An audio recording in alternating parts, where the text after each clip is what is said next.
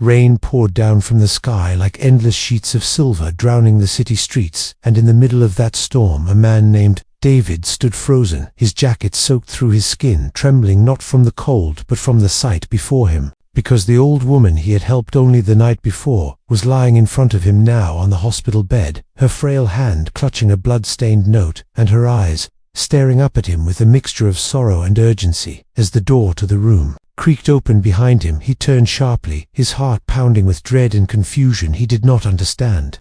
How kindness from one rainy night could have led him into this nightmare. But he could feel it in his bones that something far greater, far darker was about to unravel. The night before had seemed simple. He had been walking home from his late shift, his umbrella flipping inside out in the heavy wind, when he saw her struggling by the roadside, the old woman hunched against a lamppost, her thin coat clinging to her body, her hands shaking as she tried to shield herself from the downpour. David had never been one to ignore another person's suffering, so he ran to her side, asking if she was all right. She looked up with tired eyes and whispered that she needed to get home, but the rain was too much and her legs too weak. David, without hesitation, offered his arm and shielded her with what was left of his broken umbrella. Together they walked slowly through the storm, each step heavy but determined, until they reached the worn-down building she called her home. She thanked him with a trembling voice, her gratitude seeming deeper than the small act deserved, and as he turned to leave, she caught his hand, her grip surprisingly firm, and told him that she would remember him. David thought nothing more of it that night, but the following morning, everything began to shift. He was called into his workplace earlier than usual. His boss rarely spoke to him with any warmth, but now there was a strange urgency in his tone, telling him that something important had happened. David arrived at the office still damp from the lingering rain, only to be greeted with stares from his co-workers, whispers floating through the air like smoke. He pushed through the unease until he reached the conference room, where his boss stood with an expression somewhere between shock and fear. David was told to sit down, and before he could ask why, the television mounted on the wall flickered to life, the news anchor's voice, cold and precise, reporting that a wealthy benefactor had passed away during the night, leaving behind a sealed letter addressed specifically to one man. David Harris. The room spun around him as the image of the old woman appeared on the screen, not as the fragile soul he had seen in the rain, but as a respected philanthropist, someone of immense power and influence. Hidden beneath the surface of the city, his co-workers stared at him in disbelief, unable to reconcile the humble man they knew with the name that had just been spoken. His boss handed him an envelope sealed with red wax. His hands trembling as he broke it open. Inside was a short message written in careful script. "You will soon understand why I chose youth." Words echoed through his mind as he sat there, unable to breathe, unable to believe that the woman he had thought was simply an old stranger had known him, had chosen him, and now had tied his future to her death. The weight of the room pressed down on him, but before he could speak, before he could make sense of any of it, the door to the conference room opened, and two men in dark suits stepped inside, their eyes sharp and unyielding. They called his name with authority, demanding he come with them. David tried to protest, but the grip on his shoulder was firm and unrelenting. They escorted him out of the building, his co-workers watching in stunned silence, as if he were being taken away for a crime. The car they pushed him into was sleek and black, the windows tinted, the air inside heavy with the scent of leather and tension. He asked where they were taking him, but the men remained silent, their eyes fixed ahead. The city blurred past in streaks of grey rain until they stopped outside a towering estate, its gates opening slowly, as though recognizing his presence. David's chest tightened as he was led through grand halls lined with portraits and statues, the weight of history pressing against him, until he reached a room dimly lit, where a single object rested on a table, the same blood-stained note he would later see in the hospital. He picked it up, his fingers smearing the crimson marks as he read the words written in shaky but deliberate strokes. "Trust no one, not even those who smile at you. They will come for you because of me, but you must not let them win. The choice is yours, and your choice will shape everything that follows." David's heart raced as footsteps echoed outside the room, growing louder, closer. He stuffed the note into his pocket, his mind spinning with questions and fear. The door creaked open slowly, and the shadow of a figure stretched across the floor, long and menacing. He braced himself, not knowing whether he was about to face salvation or betrayal. As the storm raged louder, outside the door swung wider, and the shadow resolved into a woman in a plain grey dress, with rain on her shoulders and a ring of keys at her waist, and she lifted a finger to her lips before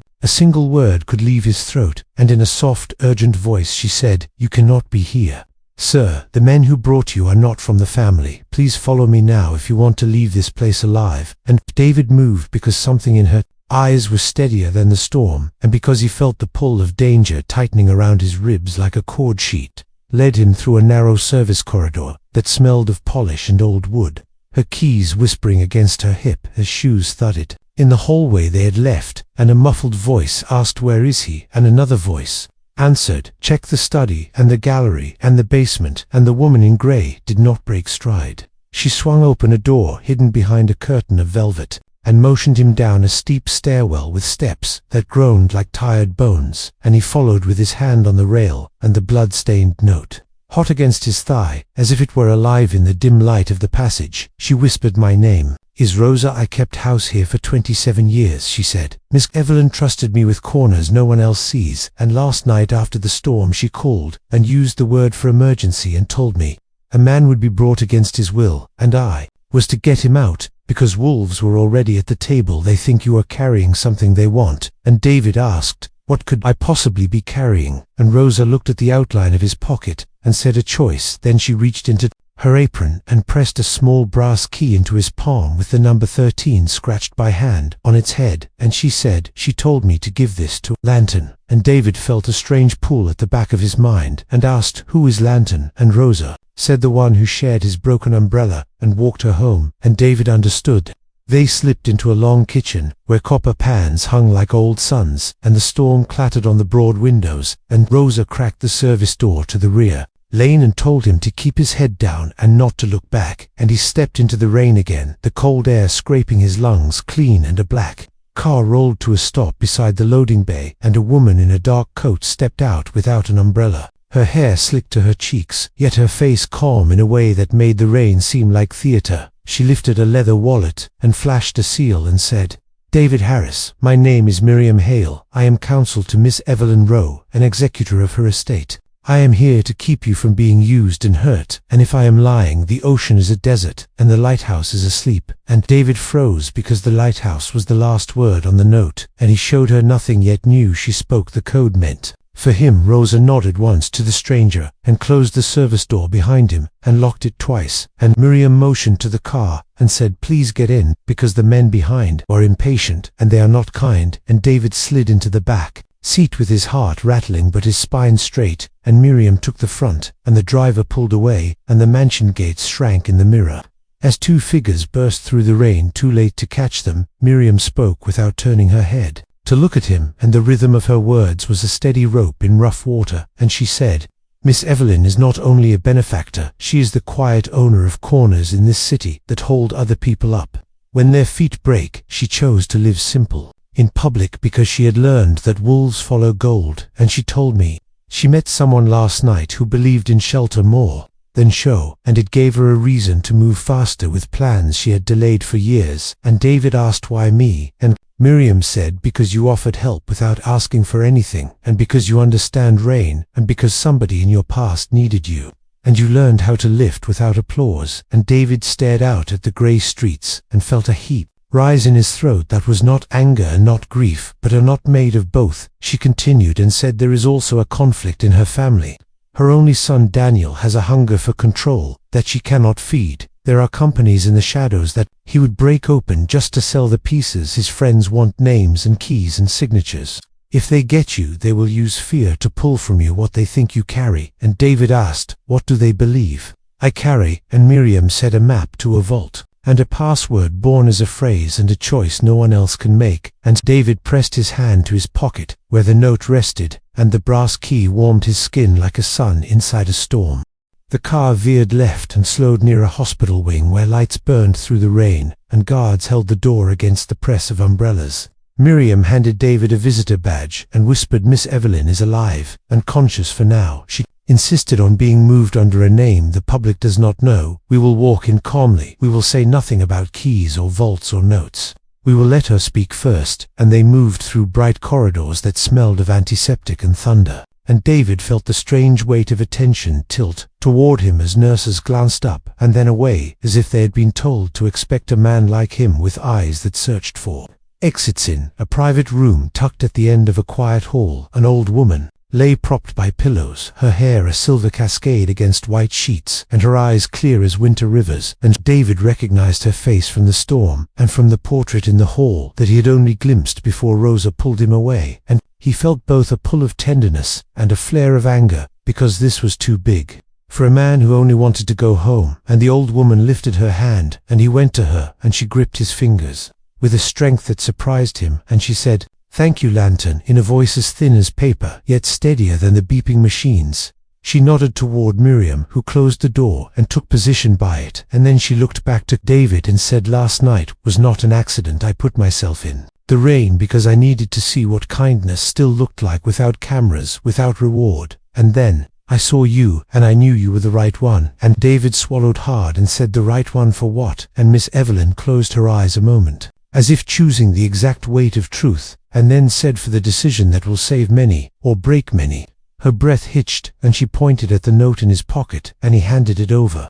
And she tapped the red smear at the corner and said, "Not my blood. It is a mark that tells me which of my circle still stands with me, and which has already chosen Daniel." And she pointed to the brass key, and said, "That opens a box in a station locker at Green Line Stop 13. You will find a drive with records of payments, bribes, hidden accounts held in the names of Daniel and his friends, and you will find letters to the press and to the district attorney ready to send at a signal from you, not from me. Your signal will decide who gets hurt and how much." And when David felt the room tilt, as if the floor rolled under his shoes, and he said, "Why would you trust me with this?" And she answered, "Because I have lived long enough to know that power loves mirrors and money loves echo chambers, and you are not a mirror and you are not an echo. You are a man who did what was right when no one was filming." And then her voice faded, and she coughed, and her monitors trembled in tone, and a nurse rushed in, and another nurse followed, and Miriam moved aside to give space, and in the hubbub, a man in a dark coat slipped to the threshold and flashed a badge and said, "Detective Vaughn, City Homicide. I need Mr. Harris for questions regarding an incident at the Rowe estate." And David stared at the badge, and then at Miriam, and in her eyes he saw a warning wrapped in polite calm. The nurse adjusted a tube, and Miss Evelyn grabbed David's wrist with sudden fear and whispered, "Do not let them separate us and send you alone. Their questions are nets. Hannah will switch the camera feeds, and Miriam will guide you to the east stair." And David nodded, while Detective Vaughn stepped closer and said, "We have security footage of you entering a private study and handling a safe and leaving with a sealed envelope, and we pulled fingerprints from the handle of a locked drawer that match yours." And David said, "I was brought there by two men who said they were from the estate." And the detective said, "We know who brought you, and they claim you forced your way in and threatened staff." And David felt the heat of fury rise, and another heat under it, the heat of a trap perfectly set. Miriam raised her hand in a calm gesture and said, "Detective, we will cooperate fully. We only ask that you allow Mr. Harris to make a phone call and to have counsel present." And the detective gave a thin smile and said, "Of course." And then his eyes cut to the note in Miriam's hand, and his smile thinned to nothing, and David felt the world sharpen as if a blade had been drawn in the room, and he realized the badge did not carry weight with Miriam and did not carry weight with the nurses, and yet the man kept advancing as if his authority lived only in his stride. The overhead lights flickered once as thunder pressed against the windows, and the older nurse named Hannah glanced at Miriam and then at a wall camera, and with a tiny nod she stepped to a console, and the red recording light went dark, and Miriam took David's elbow and eased him toward the side door used by staff while speaking aloud in a cheerful tone about paperwork and forms. And Detective Vaughn raised his voice and called, "Mr. Harris, stop." And the hallway outside was empty and bright and smelled of lemon cleaner, and the sound of their shoes on tile was a private drumbeat. Pushing them forward, they moved down the east stair, while Miriam spoke fast and low. "Green Line 13, Locker C 17. Do not open it in the station. Do not trust a uniform unless I say the name. Lighthouse, because the uniforms in this city belong to different captains, and not all of them wear their colors." And David nodded, while gripping the railing and the brass key in his heart like a bell. And then they reached the parking level, where the air was colder and the echoes longer, and the storm sounded like a sea above their heads, and when the door swung open David froze because the black sedan from the estate waited with its trunk up, and the two men in suits stood beside it under the yellow light, and inside the open trunk sat his own backpack unzipped with a pistol half wrapped in one of his shirts, and one of the men said, "We found what you dropped at the estate. Mr. Harris, best if you come with us now before this gets worse." And the second man flicked his gaze to Miriam, with the cool smile of a man who enjoys damaged sirens, began to climb somewhere beyond the concrete, and in that tight breath of silence, Miss Evelyn's words ran through David like a wire. "Choose and shape what follows." And Miriam leaned toward him and whispered, "If you get in that car, your life ends as your own, and if you run, you will be hunted, but you will still be you." And then a new shape stepped from behind a pillar, a young man with the same hard jawline as the portraits in the mansion, and eyes like winter steel, and he lifted a small black gun and pointed it at David's chest, and said, "My mother always liked strays." And then he cocked the weapon, and the sound was a dry click that broke the air, and every face in the cold garage turned toward David, as if the next breath belonged to him alone. The garage felt like a tomb, the echo of the gun click rolling across the concrete, and David stood rigid with his chest heaving, while Daniel kept the weapon aimed, his expression carved in stone, and the two men in suits shifted like wolves, waiting for their master's nod.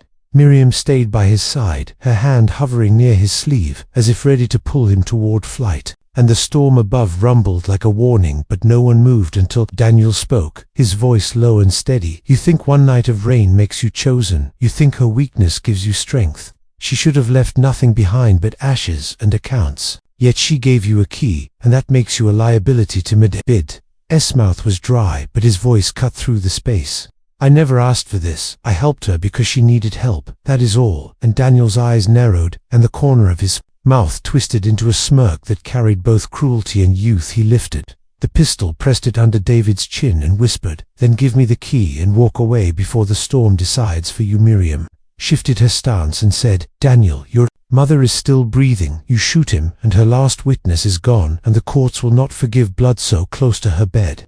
Daniel snapped back with a hiss. "The courts forgive whatever money feeds them," and he pressed the pistol harder. David felt the cold barrel burn against his skin, and the note in his pocket seemed to pulse with each heartbeat, whispering the word "choice."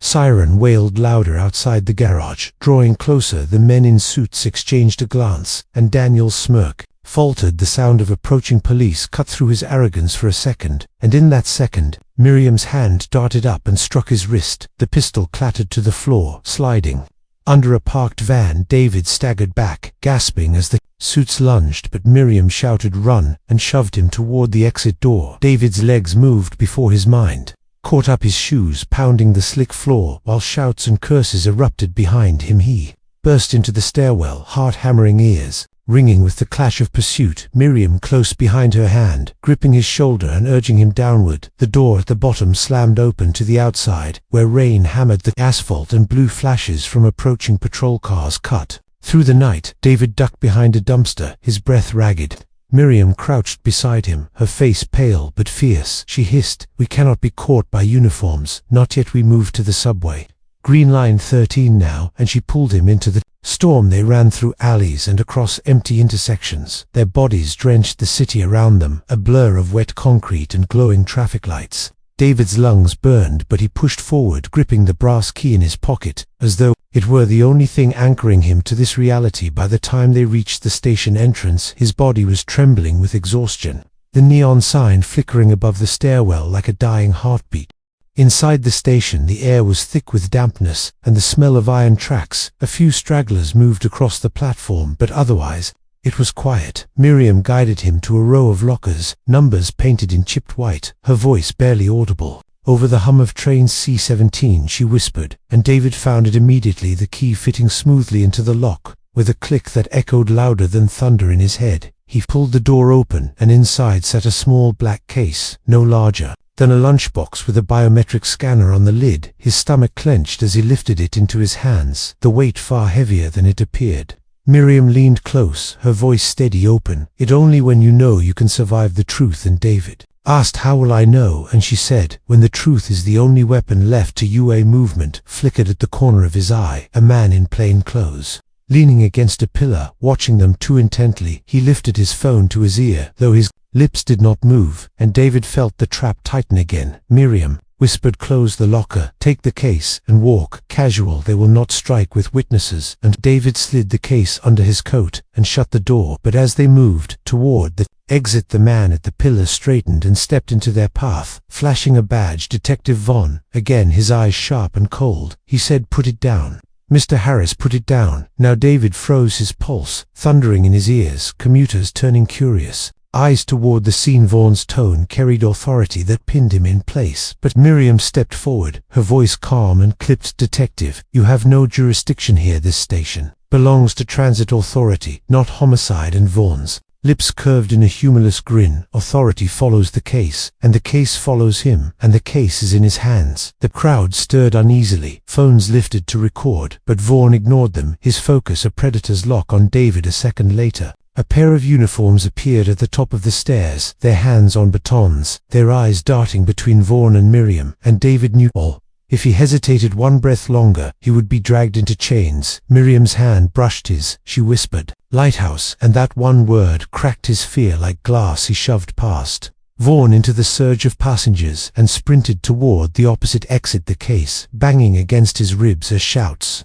erupted behind him. He barreled through the turnstiles, his shoulder knocking into strangers, his breath ragged as the tunnel lights blurred past. Miriam close on his heels, and Vaughn's curse echoing from behind the uniformed officers. Struggling to push through the crowd, David and Miriam leapt onto the departing train just as the doors closed, the platform sliding away, and the detective's face disappearing behind glass inside the train. The passengers stared but quickly looked away. The rhythm of wheels on track, a rough heartbeat. Miriam leaned close, her whisper fierce. "You see now, they will twist every law, every uniform, every badge to pry this from you. You cannot trust walls or promises, only the truth in that case." And the storm outside shifted to a deeper growl as the train roared into the tunnel, and David sat clutching the black case, his mind racing with the weight of what he carried, knowing the next stop would not be safety but another step into the labyrinth. The train screeched to its next station, the doors hissing open, and for a breath David considered stepping out, disappearing into the anonymity of the city. But when he looked at Miriam, her eyes were steady and unflinching, and he knew there was no turning back. The old woman in the hospital had handed him a destiny, built from storms and blood and betrayal, and now every stranger's glance felt like a test, every shadow like a blade waiting for him. The train rumbled on deeper into the city, and David's thoughts circled like vultures around one truth. No matter how far he ran, the choice Evelyn had given him would find him again. He could hide, he could deny, he could surrender, but in the end, the wolves would not stop until he either opened the box and used its secrets, or gave his life trying to keep it shut. And as the lights flickered above him, he gripped the case tighter, his breath sharp with dread and resolve, while somewhere in the car a phone camera clicked, and a stranger's whisper carried through the hum of the tracks, "He is the one they want." And in that moment, David understood the storm had only begun, and the next turn of fate would demand a price he was not ready to pay. Whispers spread through the train like a ripple across still water, passengers turning their heads, glancing with suspicion or curiosity, some raising their phones to catch a glimpse of the man now marked as dangerous and hunted. David felt the weight of every eye pressing into his skin, his hand clamped around the black case as though it were the last anchor of his life. Miriam leaned close, her voice a sharp hiss. "Keep moving, do not let them corner you. When we stop at the next station, we must vanish into the crowd." The train roared through the tunnel, the lights flickering above them, and David's pulse matched the rhythm of the wheels clattering over the rails. He felt the blood-stained note crumpled in his pocket, its warning echoing through his skull. "Trust no one, not even those who smile at you. They will come for you because of me." The truth of those words was all around him, in the strangers shifting in their seats, in the shadows behind reflective glass, and in the memory of Daniel's gun cold against his throat. The train screeched into the next station. The doors hissed open, and a flood of passengers poured in, and Miriam grabbed his arm, pulling him into the flow, her grip steady and urgent. They wove through bodies like fish in a storming river. But then a voice cut through the air, deep, commanding. "There he is, David." Harris stopped, and David whipped his head around to see Detective Vaughn on the platform, his eyes blazing and uniforms at his side. The crowd gasped, some moved away, some pressed closer, drawn by spectacle, and Miriam hissed, "Go now, they cannot catch what they cannot see." They sprinted up the stairs into the rain-slick streets, The city alive with neon and noise, but every corner felt watched, every window a silent eye. David's lungs burned as they ducked into an alley, the smell of wet garbage rising around them. Miriam pressed her back against the brick wall, her chest heaving. She whispered, "We cannot keep running blind. You need to see what you carry, you need to decide." And David shook his head. "Not here, not now. Too many shadows." But even as he spoke, he knew she was right. The case was more than metal and weight. It was the fulcrum of everything the old woman had chosen him for, and the wolves would not rest until they owned it. A figure appeared at the mouth of the alley. Rosa, housekeeper, her grey dress clinging to her from the rain, her eyes wide with fear. She whispered quickly, "They followed me, but I broke away. I knew you would come this way, David. My dear, she told me to keep guiding you." And David's heart lurched at the sound of her voice, but Miriam's hands slid to his arm, tense and warning. Her eyes locked on Rosa with suspicion, and Rosa saw it, shaking her head, saying, "I served her for decades. I carried her secrets. I have no reason to betray her or you. You must come with me now before the detective surrounds this block." David looked between them, torn by doubt and need, and Rosa stepped closer, her eyes glistening with rain or tears. She whispered, "David, she called you Lantern. She never used that word for anyone else. She made me promise to keep you safe." And that broke through his hesitation. He nodded slowly, but Miriam's jaw tightened. She leaned into his ear and whispered, "Evelyn also said, trust no one. You cannot forget that." And David knew the choice was his again. They followed Rosa through twisting alleys into a crumbling chapel, long abandoned, its roof leaking its windows, shattered candles flickering at a makeshift altar. She barred the door behind them, her keys jangling like a ward against the world, and in the dim glow she urged him, "Open the case. David, you must see it, or you will never understand why your life has been turned upside down." Miriam stood at his side, eyes sharp, her hands still near her coat, where David knew she kept something hidden. His breath shallow, he set the case on the altar, its metal glinting in candlelight. He pressed his thumb against the scanner. The lid clicked open, the hiss of a sealed chamber releasing, and inside lay a flash drive, wrapped in velvet, a series of old photographs, and a stack of handwritten letters sealed in wax. David's hand trembled as he lifted the drive, and Miriam whispered, "Those are the records. Those are the teeth that can rip Daniel's empire apart." David swallowed hard, his eyes scanning the photographs. They showed Daniel with men of power in private rooms, money exchanging hands, contracts signed with false names, and faces of the desperate left in shadows. The letters bore Evelyn's signature, her testimony of all she had witnessed before. He could take it all. In a crash thundered against the door, the echo of boots pounding the wood. Detective Vaughan's voice booming, "Harris, open this door now, and you will be treated fairly. Resist and you will drown in regret." Miriam cursed under her breath. Rosa's face went pale. She grabbed David's hand, whispering quickly through the back stairs to the crypt, "They will not know that way. Hurry." And David shoved the letters into his coat pocket, clutching the drive in his fist. The pounding on the door grew louder, splinters flying into the air. As Vaughan barked again, they fled through a hidden door behind the altar, down a spiraling stair that stank of mildew and earth, the flicker of candles fading behind them until they were swallowed in darkness. David's breath echoed too loud, his footsteps pounding.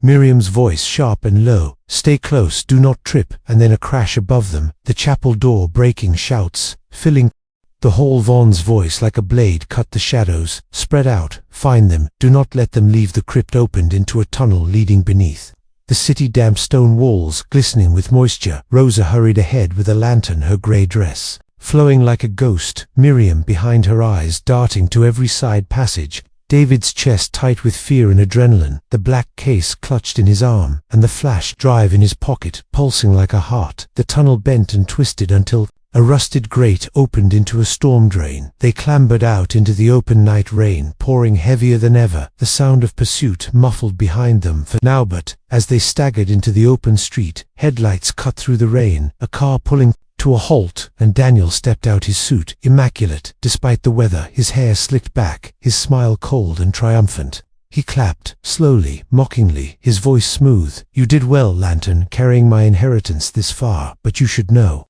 all paths lead back to me." Rosa froze, her lantern trembling in her hand. Miriam stepped forward, her voice sharp.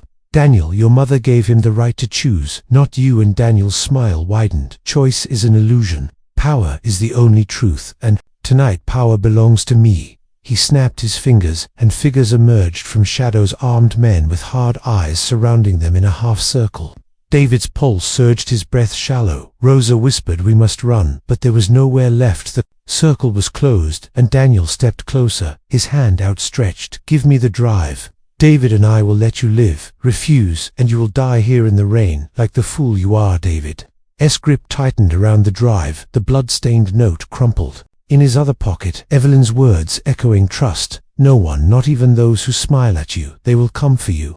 Because of me, but you must not let them win." And he looked at Daniel's hand, then at Miriam's tense stance, then at Rosa, trembling beside him, and he knew the next choice would shape not just his fate, but the fate of everyone bound to Evelyn's secret. The rain pounded harder, lightning splitting the sky as silence stretched, every pair of eyes locked on him, waiting for the decision that would tip the scales of everything. Rain hammered the street like the roar of 1,000 drums. Daniel's men stood in a tight half-circle, their weapons glinting under the streetlights, and every path of escape closed like the jaws of a trap. David clutched the flash drive in one fist, and the case in the other, his chest pounding so hard he thought the sound would betray his fear. Daniel took another step forward, his hands still outstretched, his eyes glittering with triumph and cruelty. "You are holding Ghost's lantern, my mother's illusions.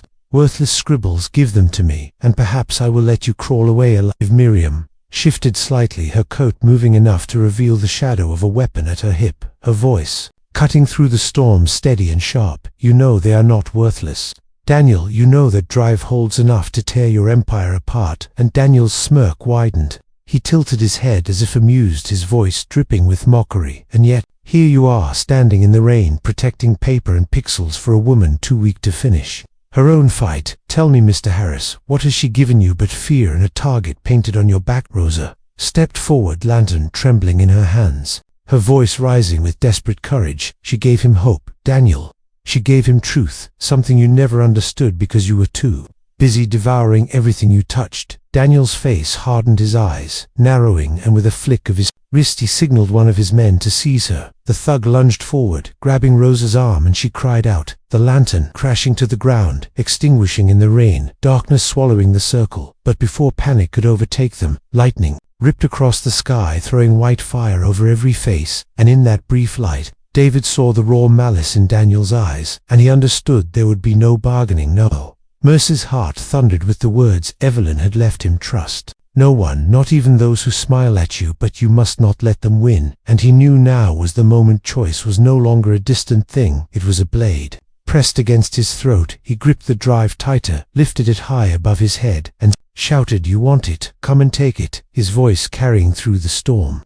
Daniel's men hesitated, surprised by the defiance, and in that hesitation Miriam moved fast, as lightning, her gun clearing her coat, a shot cracking through the night, one man collapsing to the ground, chaos exploding, shouts erupted, bullets sparked against wet pavement, people scattering into alleys as the storm roared louder. David shoved the drive into his jacket and dove behind a parked car, pulling Rosa with him, as Miriam fired again and again, forcing Daniel's men to scatter for cover. Daniel ducked behind the open car door, shouting orders, fury breaking his polished calm. David's breath came in ragged bursts, his mind racing. He could not stay pinned. Here he had to move. He had to keep the drive from falling into Daniel's hands. Rosa clung to his arm, whispering, "What do we do?" He looked at her soaked face, the fear in her eyes, and he forced his voice steady. We run, until there is nowhere left but truth." He pulled her to her feet, sprinting into the maze of alleys, Miriam covering them, her gun barking behind as Daniel's men gave chase, their boots pounding through puddles, their shouts echoing off the walls. They tore through narrow lanes, the rain blinding, David's lungs burning with each stride, his grip never loosening on the drive. Rosa stumbled, but he dragged her forward, refusing to stop, bullets cracking against brick too close to his head, until finally Miriam shouted, "This way," and shoved open the rusted door of a warehouse. They stumbled inside the door, slamming shut behind them. The vast dark space filled with the stench of rust and oil, the echoes of dripping water, and the thud of their footsteps. They pressed against crates, hearts hammering as the sounds of pursuit grew closer. Miriam's voice, a harsh whisper, "We cannot fight them forever. You have to decide now what to do with that." David leaned back against the crate, rain dripping from his hair, his chest heaving, his mind a storm of fear and resolve. He remembered Evelyn's words. The choice is yours, and your choice will shape everything that follows. He looked at Rosa, trembling and bruised, at Miriam, fierce and unyielding, and thought of the woman in the hospital bed, her hand clutching his, begging him to carry what she could not. His jaw tightened. He whispered, "I will not give it to him," and Miriam nodded, her eyes sharp. "Then we go to the press tonight. We burn his empire before he can silence ooze." But before they could move, the door exploded inward. Daniel's men swarming inside, flashlights slicing through the dark. Daniel's voice ringing out like a whip. "Enough running, lantern. This ends now." He strode into the warehouse, his suit immaculate despite the storm, his eyes like knives. "Find them, tear this place apart." And the hunters fanned out their lights, sweeping across crates and shadows, growing closer every second. David felt the walls closing in his heart, pounding louder than the rain. He clutched the drive to his chest, his thoughts racing. No way out, no place left to hide. And then his eyes caught the steel staircase leading up to a catwalk that stretched across the warehouse. His mind snapped into focus. He pulled Rosa's hand, whispering, "Come," and began climbing the stairs, 2 steps at a time, Miriam covering their ascent with sharp, precise shots until the catwalk groaned under their weight. The whole warehouse spread below them, Daniel's men converging, their flashlights like stars of a false sky. Daniel himself watching from below, his lips curved into a cruel smile. "You cannot run forever.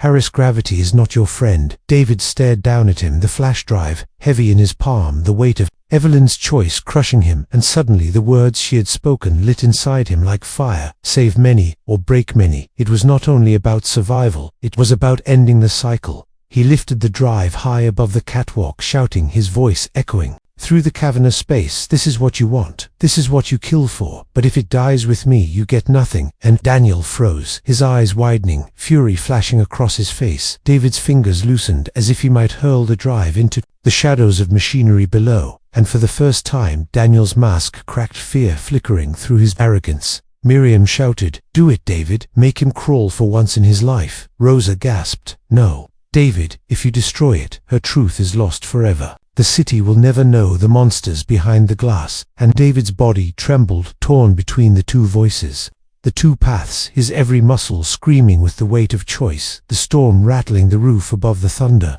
rolling like judgment. And below, Daniel's men raised their weapons, ready to end it all if he faltered one breath longer. That moment, David realized Evelyn had been right all along. It was never about keys or vaults or papers. It was about him. It was about the man willing to shelter a stranger in the rain without reward, the man who could decide, not with greed, not with fear, but with conscience. His hand steadied, his voice cut the air. "If truth must bleed to live, then let it bleed through me." And with that, he made his choice, the warehouse filling with shouts and gunfire, and the storm itself seemed to hold its breath as the future balanced on the edge of his hand. The storm outside howled like a living beast, the roof groaning under the force of the wind, the catwalk trembling beneath David's boots, his arm stretched high with the flash drive gleaming in the flicker of lightning. Daniel below, with his face twisted in fury, his men closing in, their weapons raised, the echoes of boots on steel filling the warehouse.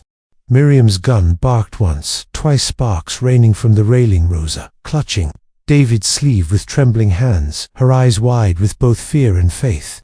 David's voice thundered through the cavern, "You cannot own the truth, Daniel. You can only run from it. But tonight, the running ends." Daniel's composure cracked, his hand shot upward, pointing at David, his shout tearing the air, "Shoot him down now." But in that instant, David acted. His hand snapped forward, hurling the flash drive not into the void, but across the catwalk toward Miriam, her reflexes sharp. She caught it in one hand, spinning toward the far staircase, already moving with the speed of someone who had planned for this moment. Rosa gasped, clinging to David as bullets screamed through the air, striking the steel around them, sparks blinding. But Miriam was already descending, vanishing into shadow with the evidence clutched tight. Daniel roared with rage, his men scrambling to cut her off, but David stepped forward, blocking their path, his arms spread, his voice raw, "You want it, you come through." Megan fire erupted, the catwalk shuddering under impact.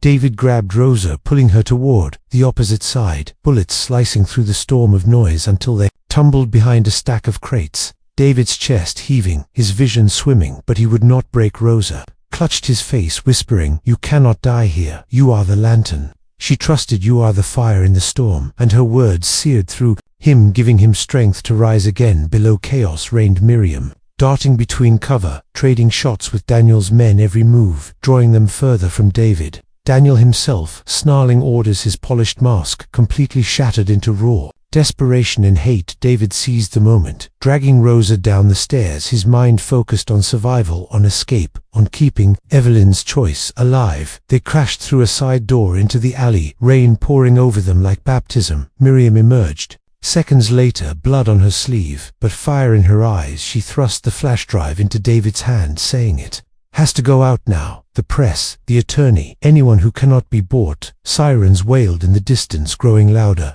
Blue lights flickering against the wet walls, Vaughn's trap tightening. But David no longer feared the badge or the gun. He felt clarity burn in him. Like dawn, he pulled Rosa close, his voice steady. "We will not run anymore. We will stand and let the truth speak for itself." And Miriam nodded, her eyes fierce, her voice hard. "Then we go to the courthouse now, before they bury us under lies." They sprinted through the rain streets, flashing with police lights, crowds scattering as the chase thundered on Daniel's men pursuing them. Vaughn at the lead, his face grim, his badge raised like a weapon. David's lungs burned, but he pushed harder.